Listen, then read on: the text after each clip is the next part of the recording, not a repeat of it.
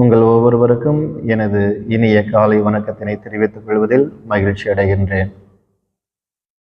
அன்போடும் அக்கறையோடும் பிறருக்கு சேவை செய்வதன் வழியாக திருவருகை காலத்தை பொருளுள்ளதாக்குங்கள் என்று இது அன்னை தெரேசா நமக்கு அறிவுறுத்துகிறார்.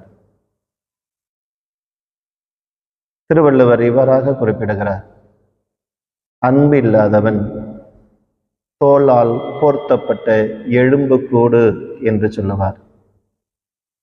அன்போடும் அக்கறையோடும் பிறருக்கு நாம் உதவி செய்வதன் வழியாகத்தான் இவ்வுலகத்தை பொருள் உள்ளதாக்க முடியும், பிறருக்கு உகந்தவர்களாக வாழ முடியும்.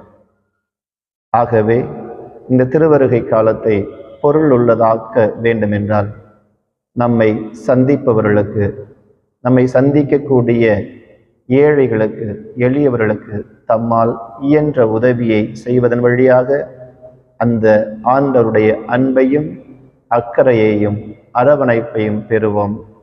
இன்றைய நாள் இனிதாக அமையட்டும். வாழ்த்துக்கள்.